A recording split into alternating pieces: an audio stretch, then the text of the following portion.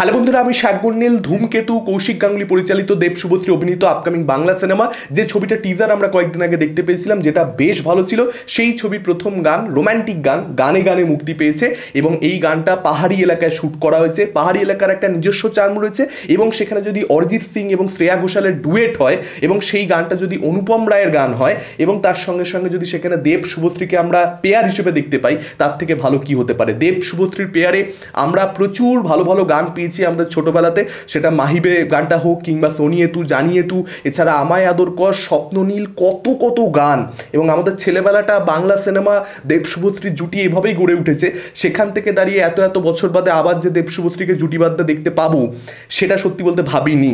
এবং এই ছবিটাকে রিলিজ করা নিয়ে নানান ধরনের সংশয়, বহু বছর ছবিটা আটকে থাকা, আমরা তো একসময় ধরে নিয়েছিলাম কোনোদিন ছবিটা মুক্তিই পাবে না, দেব শুভশ্রী জুটিকে আর দেখতেই পাবো না, কিন্তু অবশেষে দেখতে পেলাম, রোম্যান্টিক জুটি হিসেবেই দেখতে পেলাম। কৌশিক গাঙ্গুলির ছবিতে নর্মালি আপনি যেরকম গান এক্সপেক্ট করবেন না, সেই ধরনের গানই কিন্তু এখানে দেখতে পাওয়া যাচ্ছে। প্রপার একটা কমার্শিয়াল সিনেমার গান, যেখানে হিরো হিরোইনকে কনভিন্স করার চেষ্টা করছে, হিরোইন আগে আগে হাঁটছে এবং একটুখানি রেগেই রয়েছে, কিছুতেই হিরোর কথাতে তার মন গলবে না এবং হিরো মন গলানোর জন্য প্রচণ্ড পরিমাণে ব্যস্ত, একদম টেমপ্লেট জিনিস, সেটাই আমরা এখানে দেখতে পাচ্ছি। এবং দেবকে তো ইয়াবতারা এখন আমরা রিসেন্ট পাস্টে খুব একটা বেশি দেখতে পাই না। খানিকটা আপনারা বলতে পারেন খাদানে মধু চরিত্রে কিছু দৃশ্য ইদিকার ক্যারেক্টারের সঙ্গে সেরকমটা ছিল, যেখানে আমরা ওই রোম্যান্টিক দেবকে পেয়েছিলাম। তাছাড়া তো দেব যখন ধরুন কমার্শিয়াল ছবি করছে, খাদানি যদি আপনারা ধরে নেন, সেখানেও দেবের লার্জার দ্যান লাইফ প্রেজেন্টেশনটা এমন জায়গায় গিয়ে হচ্ছে যেখানে হিরোইনের পেছনে তার চরিত্র যদি ছোটে, তাহলে ক্যারেক্টারটার ওয়েটটা পড়ে যাবে, সেটা ডিরেক্টর কখনো অ্যালাউ করতে পারে না। তো সেই দেবকে, যেটা আমরা ধরুন কথার কথা বলছি পরাঞ্জয় জলিয়ারাতে পেয়েছি, সেই দেবকে পাওয়া এখন প্রায়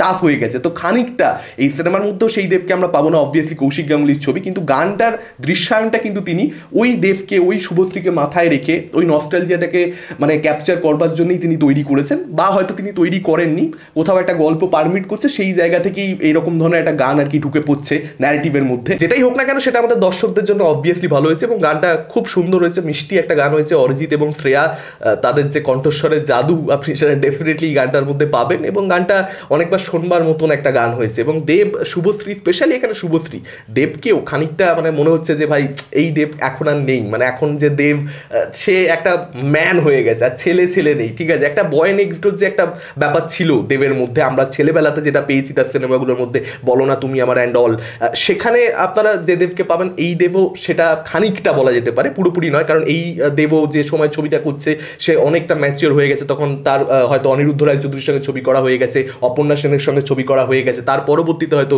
ধূমকেতু হচ্ছে। কিন্তু শুভশ্রীর কথা যদি স্পেশালি বলি, এখনের যে শুভশ্রী, সেই শুভশ্রীর সঙ্গে এই শুভশ্রীকে জাস্ট মেলানো যাচ্ছে না, এই শুভশ্রী একদমই যেন অন্য একটা নায়িকা, অন্য একজন অভিনেত্রী।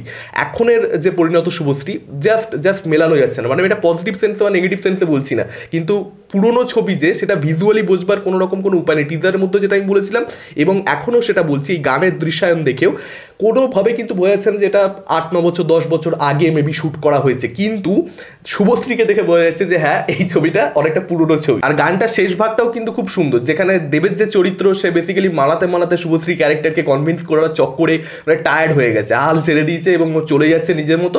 তখন শুভশ্রী ক্যারেক্টারটা গানটা আবার ধরে এবং গানটা গাওয়া শুরু করে। ওই জায়গাটা কিন্তু খুব সুন্দর, ওখানে দুজনের দিকে যেভাবে তাকাচ্ছে, ওই জায়গাটা কিন্তু অ্যাকচুয়ালি ভালো লাগছে। তো ওভারঅলে গানটা ডেফিনেটলি ইমপ্রেসিভ হয়েছে। এবার দেখা যাক যে ছবির বাকি, কারণ এই ছবিটার সাবজেক্টটা এমন, সেখানে খুব বেশি গান কতটা অ্যালাউ করা যাবে না যাবে সেটা কিনে আমার ডাউট রয়েছে। আমি জানি না মেকাররা অ্যাকচুয়ালি এখানে কটা গান প্ল্যান করেছে, কটা গান রিলিজ করবে তারা, বা সেটা কতটা জাস্টিফাইড হবে এই স্ক্রিন প্লের মধ্যে, সেটা ছবিটা দেখলেই সত্যি বলতে বুঝতে পারা যাবে।